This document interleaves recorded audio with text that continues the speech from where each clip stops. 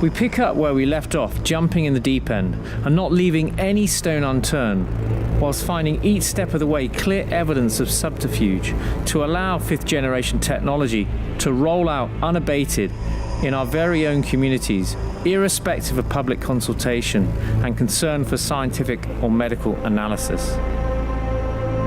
When we consider today that most people, especially children, have developed very short attention spans, especially concerning technologies and news information, the desire for increased latency in the transfer of data and the ability to download large files is seen as lifeblood giving. So a huge mechanism to sell the smart house Internet of Things concept to the masses.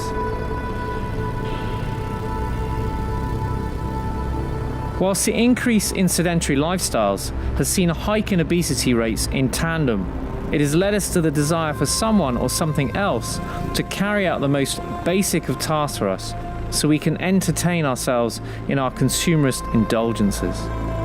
Consequently, is it any wonder 5G exponents are selling it as a means to a life wrapped in cotton wool, where we no longer have to lift a finger to engage in mundane activities or even think for ourselves? Systems to regulate the turning on and off of lights, locking and unlocking doors, and adjusting the heat on the thermostat at the touch of a button.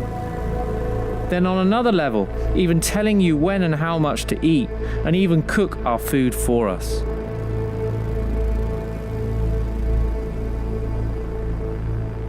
Mind mapping and the power of suggestion is not a new concept, and even going back to World War II with Nazi Germany, we see this used to focus the people under one agenda, even if the true motives are immoral and cruel.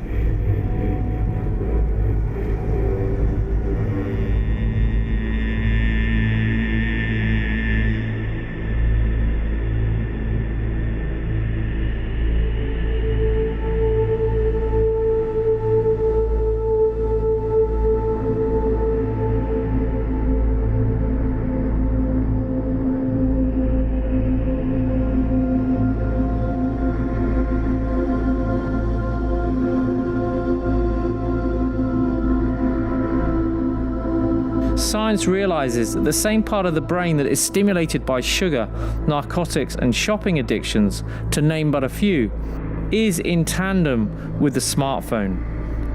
And this small screen addiction is closely related and similar with all gadgets and devices we see today.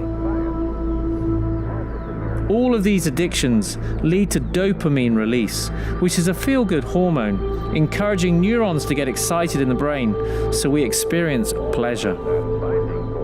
The constant release of dopamine that occurs from using applications that have been designed to be addictive will, over time, downregulate the dopamine receptor sites in the brain to protect our neurons from severe damage, but this will rob us of satisfaction, leaving us feeling empty and void.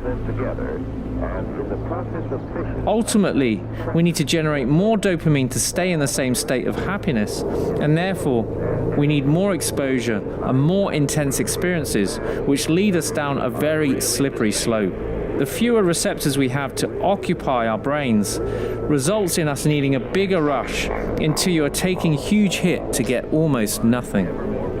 Marketers seem to recognize this fact, and so we become putty in their hands for the latest accessory or gadget and social media application. And in this instance, we end up stopping from reflecting upon the true picture concerning issues such as 5G. Dr. Robert H. Lustig, professor of pediatric endocrinology at the University of California in San Francisco, speaking about the addictive power of technology, stated, "It's not a drug, but it might as well be. It works the same way, and it has the same results." He emphasizes the point that when want becomes need, we have already moved into the realm of addiction. Likewise, when we observe our children being vulnerable to the likes of subliminal messaging in advertising on TV, is this not a criminal offense to attack our subconscious? And especially with technology, when we know the health and safety implications from 5G.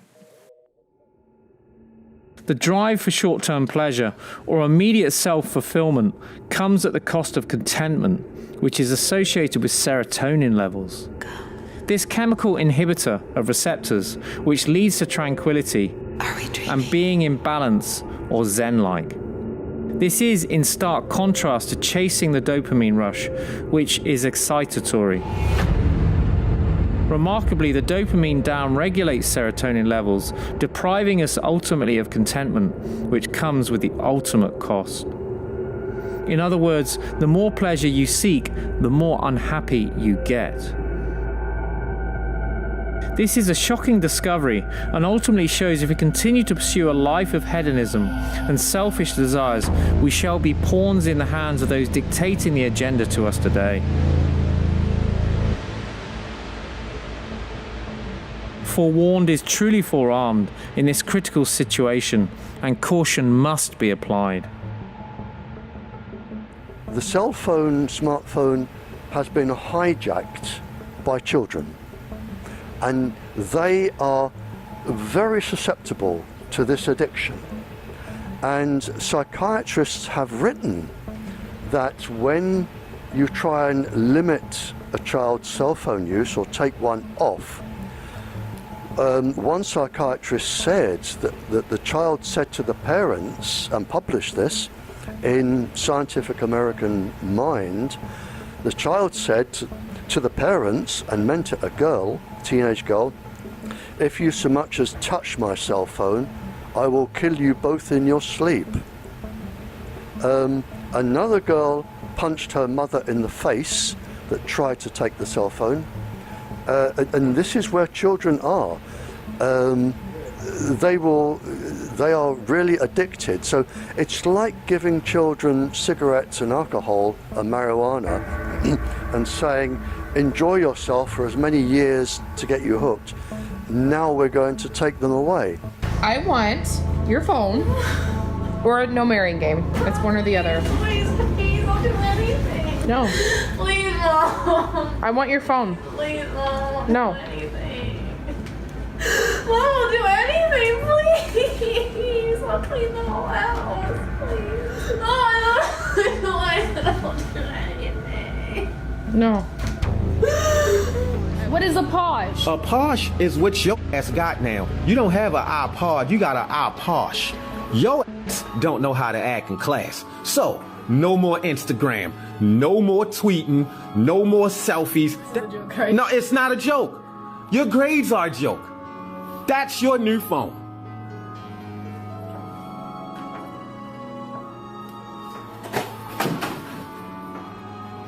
Really? You got it, bro.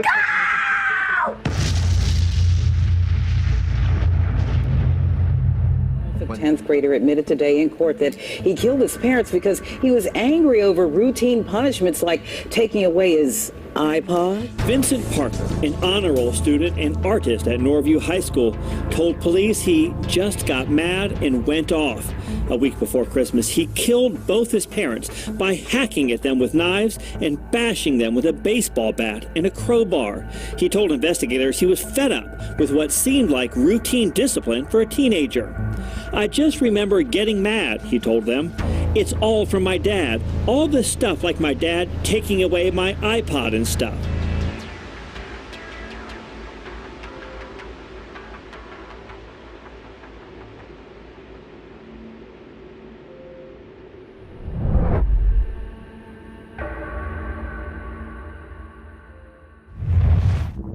It might seem hard to believe, but electromagnetic frequency blackout is already guaranteed by law in the United States.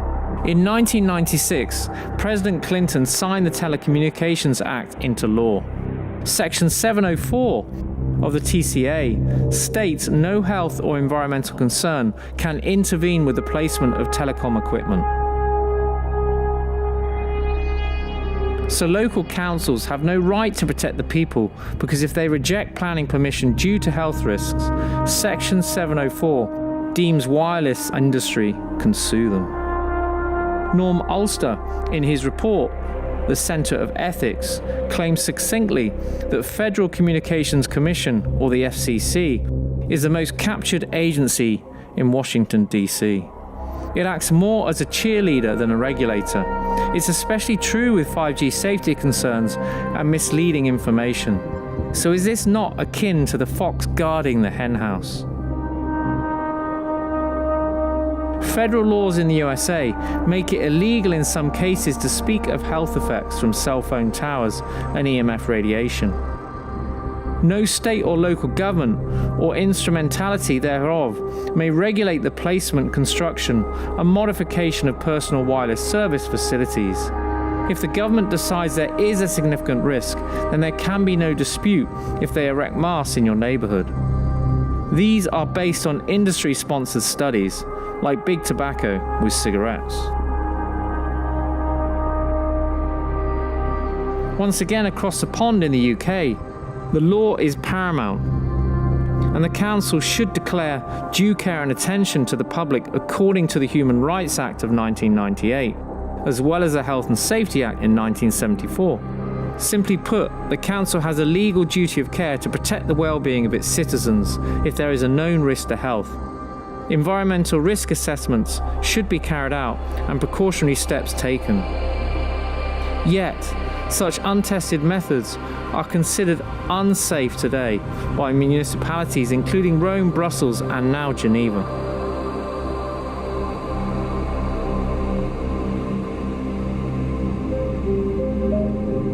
How can the central government be showing due care and attention when they declared just over 6 months ago there was zero health risk associated with 5G?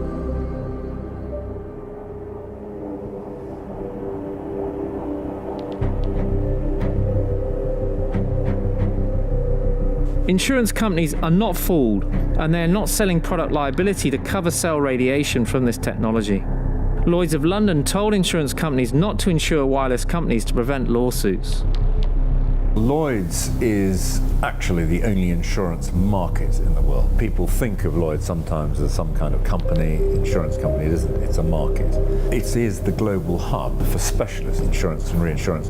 It is mainly commercial insurance, it's catastrophe insurance, it's business-to-business insurance, and then it's a whole range of specialist lines. We've been going for 328 years. It started with marine cargo and ships, went through all the industrial revolution, evolution of machinery, motor cars, aeroplanes, satellites, and now, of course, we pride ourselves in innovation in terms of covering new types of risk like cyber risk or drones, automated vehicles, and so on. Lloyd's of London is an insurance company with a huge portfolio that usually takes on risks that no one else will touch.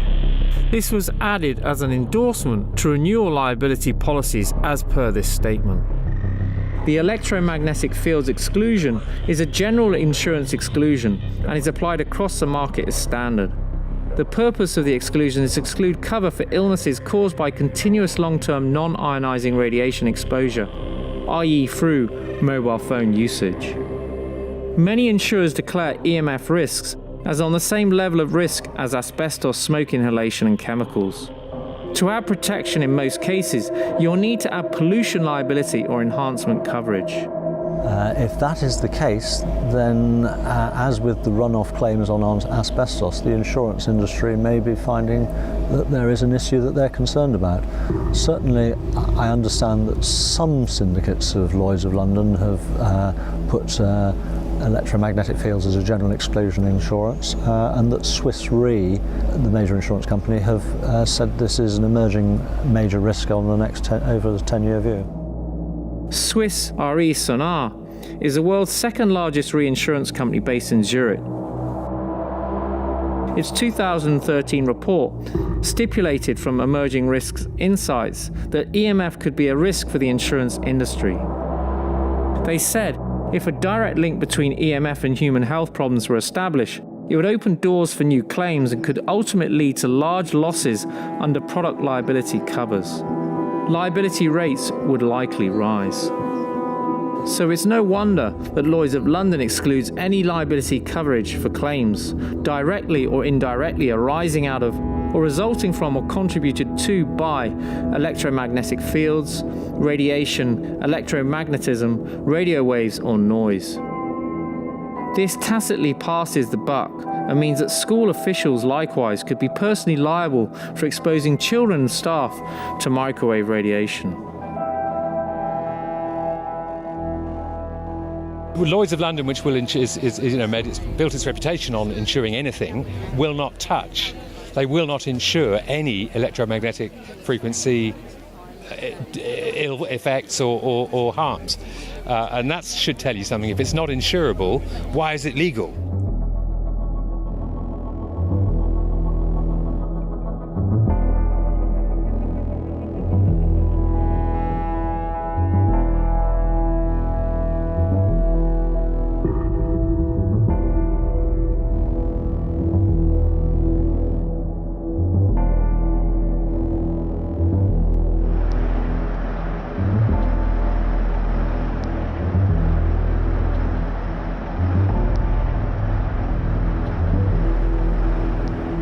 The German scientist Otto Schumann, in association with Hans Berger, proved inexplicably that our planet Earth has a pulse, and the tension between the Earth and the ionosphere, an electrical frequency that is identical to our alpha waves in our brains, which is revealed from an EEG machine at 7.8 megahertz. His name was Winifred Otto Schumann. On the day in question, he was teaching his students about the physics of electricity, how a sphere within a sphere can create electrical tension, and subsequently, a frequency. Schumann's class had struggled to understand the subject, so to make it easier, the professor instructed them to imagine the Earth as one sphere and the ionosphere as another. He then asked them to calculate the tension that would exist in between. Having no idea himself, Schumann also began to calculate. Eventually, he arrived at a frequency of approximately 10 hertz. As incredible as it seemed to Schumann, our planet had a pulse, a measurable frequency that surrounded life on Earth. Although the professor was proud of his find, he didn't see it as a hugely significant one, especially as it was only published in a small science journal, confined to the back pages, under the heading of Schumann resonance. It would take several years, and an incredible twist of fate, before the professor would begin to realize the true importance of Schumann resonance. That twist of fate had begun 30 years earlier, with another German scientist by the name of Hans Berger. Using an EEG machine he had built himself, Berger had made the first ever recording of electrical frequency transmitted by the human brain. It was initially suggested the wave be named after the man who'd discovered it, but Berger, being a modest man, elected for an alphabetical name and called it the alpha wave. Shortly after Professor Schumann's discovery, one of Hans Berger's colleagues, a man named Dr. Ankermüller, happened to stumble upon a bedraggled copy of a small scientific journal. The exact same small scientific journal that Professor Schumann's discovery had been published in several years before. He read the piece several times, shaking his head in disbelief. He realized instantly the magnitude of what was in front of him. The frequency of the alpha waves, recorded by Hans Berger, were almost identical to Schumann resonance. The frequency of the Earth. Dr. Ankermüller immediately contacted Schumann to convince him to investigate further. Schumann agreed and worked alongside one of his students to refine his discovery. They studied in detail how tension is discharged by lightning in the Earth ionosphere cavity. Eventually, they came up with an exact frequency. The pulse of the Earth, Schumann resonance, was exactly 7.83 hertz. The discovery was remarkable. Schumann resonance wasn't just similar to the alpha waves of the human brain, it was identical. The brain's frequency, which controlled our creativity, our performance, our stress, anxiety, and our immune system, had somehow tuned in to the frequency of the planet. The pulse of the Earth had become the pulse of life itself.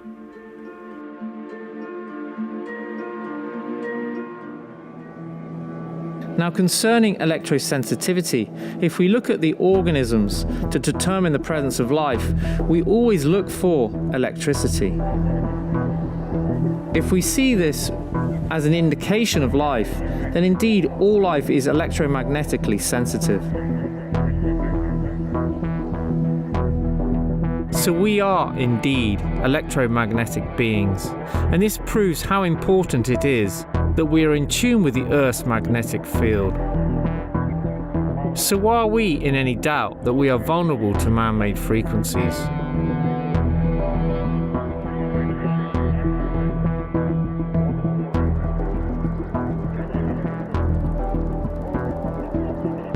Our brain's frequency is known to affect our anxiety levels, stress and creativity levels in tandem. Also, our immune systems are in tune to the pulse of the planet, and this indeed is the pulse of life itself. And it is known to date that women have 13 different circadian resonant frequencies than men. So you could have a lady sitting in a room saying, I'm getting funny hearing, or I'm picking up voices, or I'm getting an irregular heartbeat, or something's going wrong, and the man could be saying, don't be stupid, go and see a doctor. So what would happen, and what does happen when we distort this frequency and move away from the natural pulse of planet Earth? David Icke, a key researcher, has noted that moods through different frequency bands could therefore logically influence our psyche.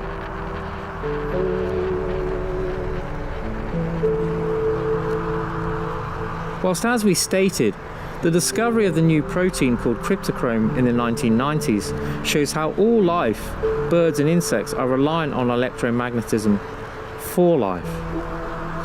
And this molecule even controls your circadian clock and your light and dark cycle.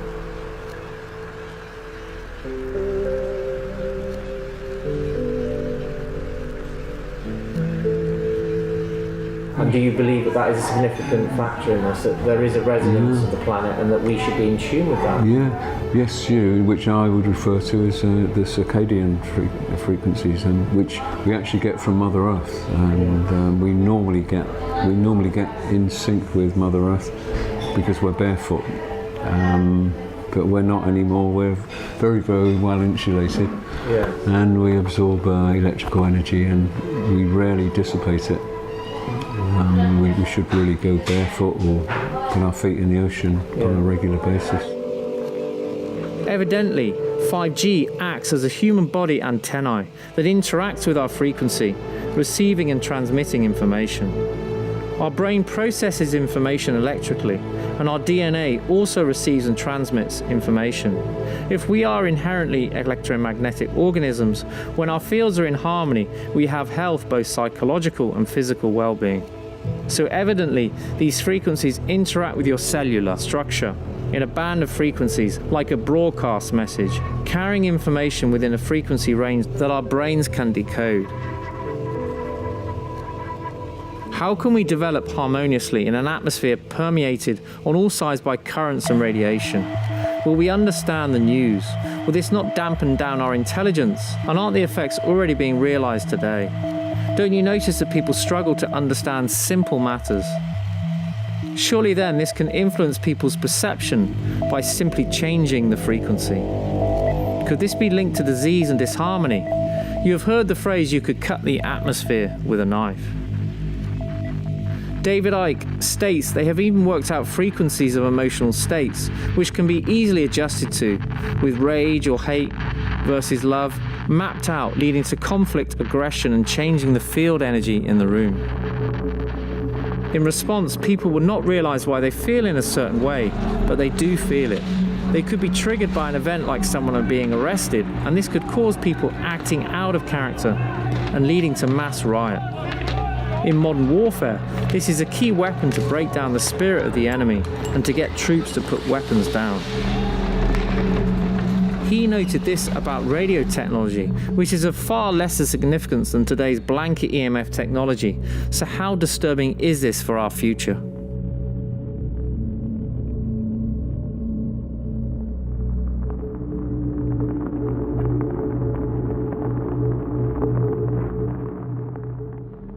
His name was Rutger Weaver, an acclaimed scientist from the Max Planck Institute. In the early 1960s, the professor constructed an underground bunker in order to examine the circadian rhythms of man. The circadian rhythm is the day-night cycle that is engraved into all life. Over a 30-year period, the professor conducted experiments in which student volunteers would spend several weeks at a time living in the bunker, completely shielded from the natural resonances of the Earth. In his results, Weaver noted some astonishing findings. He discovered that when Schumann resonance was filtered out of the bunker, the students' physical and mental health would suffer. He took students down there. He didn't trust to do it with ill or old people. He took young students down there because he knew, Weaver knew that there would be an effect. So obviously underground you don't have Schumann resonance. You only have the transverse magnetic fields from in the earth. So by putting them underground, they started feeling sick, having headaches. Their circadian rhythm was completely upset. The interesting thing was, when he just introduced the 7.8 hertz frequency with a magnetic pulse generator, that immediately stopped. So human health and life itself is associated with the natural frequency of the planet, and therefore critically aligned in a delicate relationship and bond. Is it any wonder that many humans are susceptible to epileptic seizures? It was revealed how in Japan, children watching cartoons were subjected to pulsating lights that caused seizures in some and made others very sick.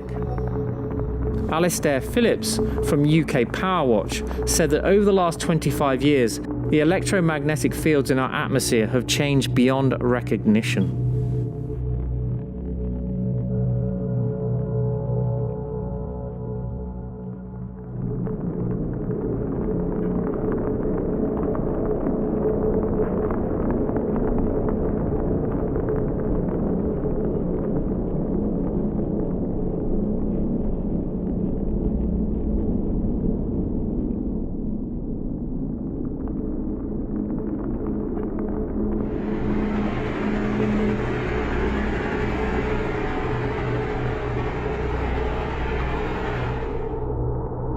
The elite power brokers today require that we have 100% 5G. Therefore, to operate this, they will need a drastic culling of trees. Trees that have foliage are being removed as 5G does not travel so well through organic material, especially as its effects are dissipated in the rain. Whilst we see trees not being culled are actually exhibiting symptoms associated with disease, yet only when the 5G technology is installed in close environs.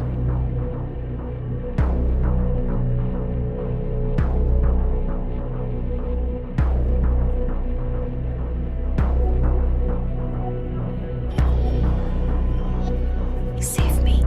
In a condition known as bleeding, the bark falls off in strips and in many irregular patches.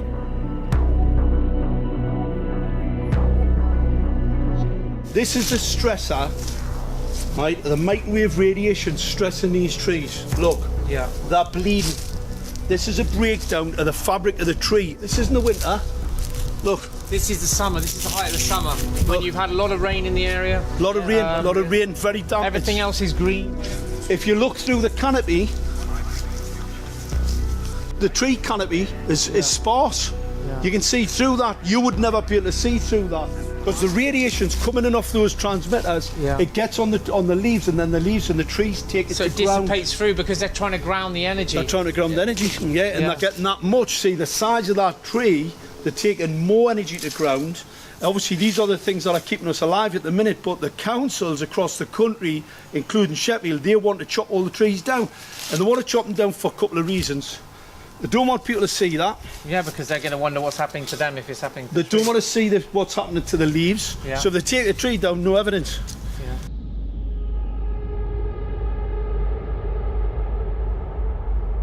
Natural radiation is very powerful, however, it's immersive. The analogy for this, it's like a jackhammer. Because they're square waves, so you've actually got that energy input like that, right? And what it does, it shatters the cell. But how do you know this? Is this from your military background? No, that's all science. If any science, the science on lighting systems, anyone just needs to go and look at pulse modulation or look at light systems.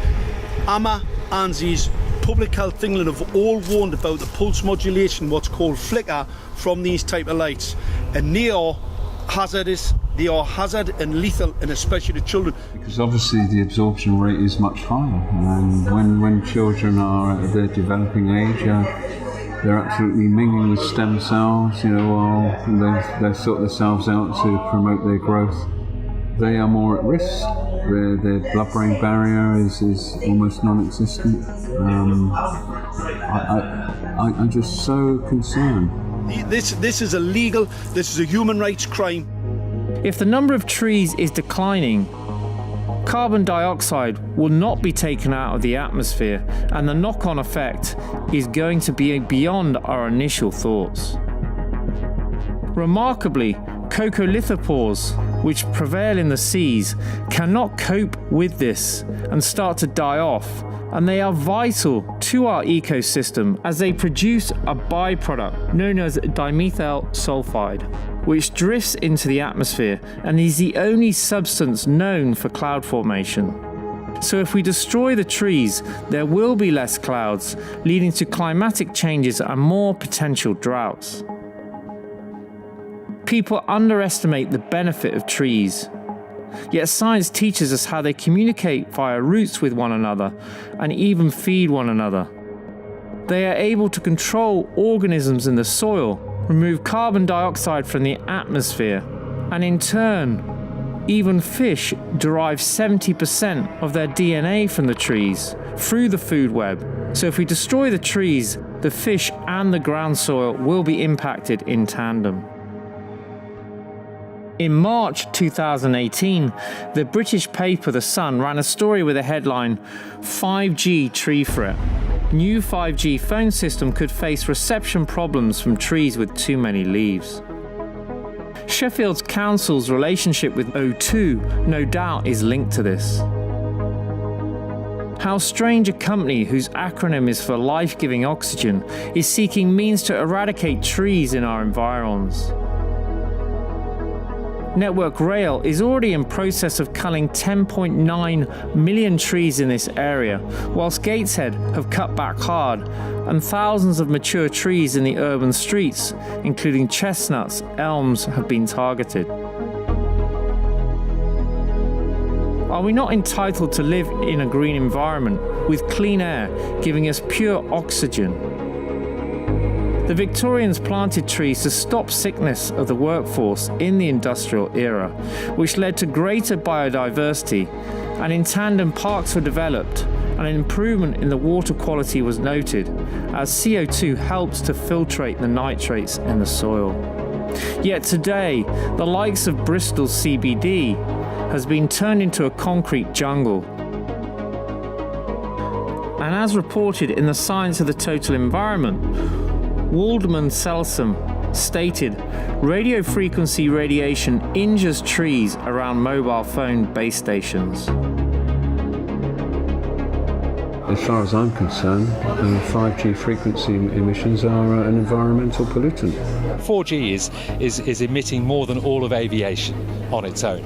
Just launching and managing these apparent 20,000 low-orbit 5G satellites will emit more than all the cars on the planet, just on their own, never mind the thousands of trees that have already been cut down, mature city trees, which are vital, not just Sheffield, all over the place, which are vital for these urban environments. We will see a big problem. There's a very elegant experiment of putting ants, a colony of ants, near a Wi-Fi router, near a mobile phone or near a laptop.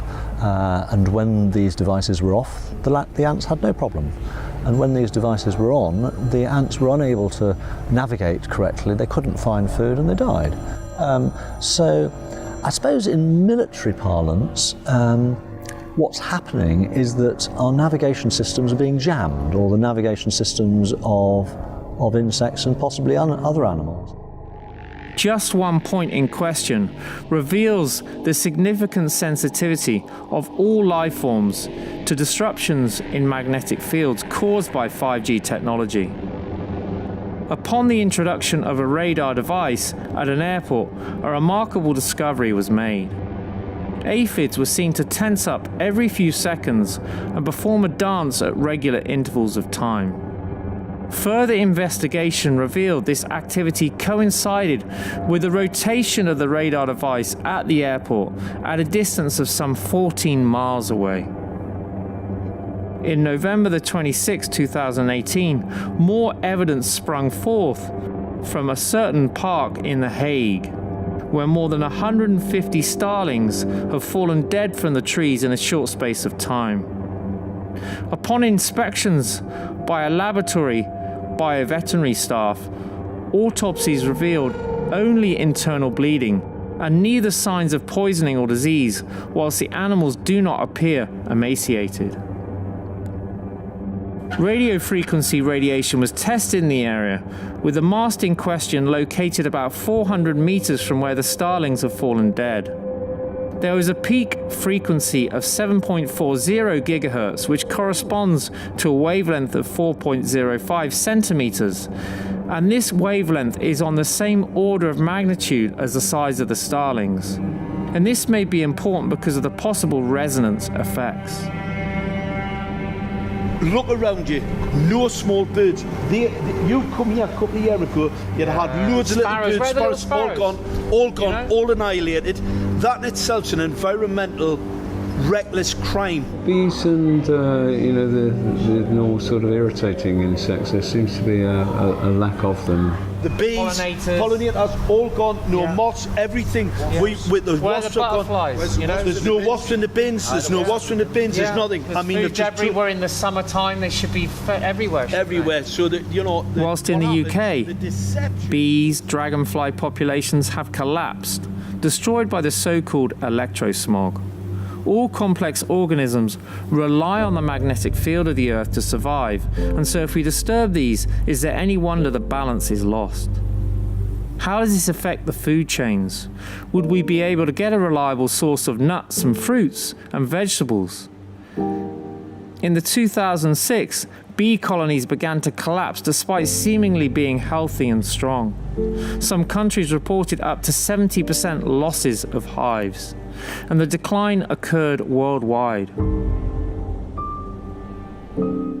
We do know that bees are sensitive to magnetic fields. We know that within their bodies they contain particles of magnetite, and laboratory studies have shown that they are indeed sensitive to magnetic fields, and you can demonstrate in the laboratory that if you artificially create a magnetic field, you can control the way that they build their comb, and it seems logical that bees are using magnetic fields in navigation.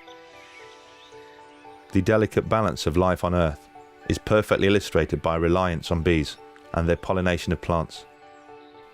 It's hypothesized that without bees, life wouldn't stand much of a chance. Insect pollination is needed for really all the things that make eating interesting. So all the fruits, the nuts, and things like that all require insect pollination, and bees are the most important group of pollinators. Colony collapse disorder has affected hives all around the world, with some countries reporting losses of up to 70%. A variety of reasons have been offered as to its cause, but none of them have been able to conclusively explain why all of a sudden bees don't return to their hives. Apart from one, a sensational piece of research by Joseph Kuhn and his team. In an experiment, the doctor worked with 8 beehives and placed a regular home deck phone inside half of them. The scientists then monitored if the presence of a deck phone would affect the way that bees returned to their hive. The results were astonishing. In the hives where no deck phone was present, the bees returned at a normal rate. But in the hives which contained a deck phone, the bees hardly returned at all. In one hive containing a deck phone, not a single bee returned. To fully understand the relevance of Dr. Kuhn's experiment, we must first understand how a deck phone works. The reason you are able to walk around your home talking on your deck phone is because the base station of the deck phone sends electromagnetic frequency waves, called microwaves, to the handset. This is exactly the same way that a mobile phone mast communicates with a mobile phone. A deck phone is basically a miniature version of a mobile phone mast. So if bees are affected by a single phone device and we have 4G around the world, then what does this declare about the mass and the potential risks of 5G? The field effects that are being used in the pulsations are not known naturally. The power of the transmissions is really quite high. Some of the transmissions that we're experiencing now are 10 to the power of 18 times the background that our biology was adapted for. So that's many orders of magnitude that are causing potential problems. And I think rather than presuming no harm, keeping our fingers crossed and just hoping, we should probably wake up and say, we have a problem. Are we going to do anything about it, or is it society's choice to not do something about it? But it would be nice if society had that choice.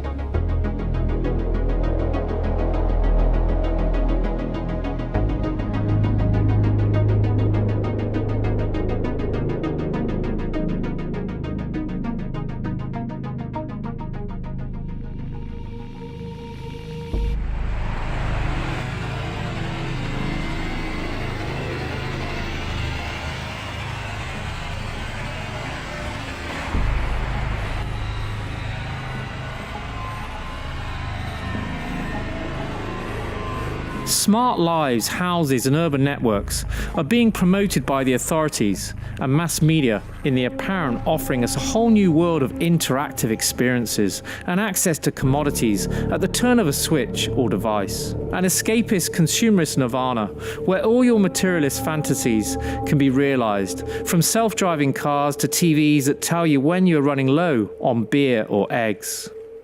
A world where the merging of virtual reality with our world becomes normality. But who and what is watching over our every move? And what is their true intention behind this? Is it just about commercial enterprise or something far more sinister? The propagandists are selling the concept of you becoming a co-creator and self-empowered to control and monitor your health, budget and domestic responsibilities through such devices and applications. Yet who is pulling the strings behind this agenda? We are taught by science that this technology works on the same parts of our brain linked to dopamine release, which commonly leads to dependency and addictive behaviors. Is this not really, as Mark Steele stipulated, smart, secret militarized armaments in residential technology, a platform to arm the state apparatus in spying, an insidious plot using a silent weapon to dumb down a generation and engender disease and disharmony? If this is not the case, then why is the legal system in the USA, in cahoots with the telecoms industry, so keen to create a blackout to stop any EMF safety debate before rollout when risks are significant and apparent? And why are the big players in insurance refusing to take on the liability? We are all bioelectrical sensitive beings, and fifth generation technology acts as an antennae to our body. How can this not distort our harmony and balance, as we know from the Schumann resonance that any influence on our EMF fields will cause irreversible harm to our cellular structure? For those of us still in denial, unable to face the horsemen of the apocalypse, death, famine, war, and conquest, the observable results in our natural world should suffice to reawaken the spirit of truth within. When all bioorganisms rely on magnetic fields to enable their antennae to guide them to perform daily tasks, how can they survive when disrupted? Yet without these organisms, our lives are never the same again.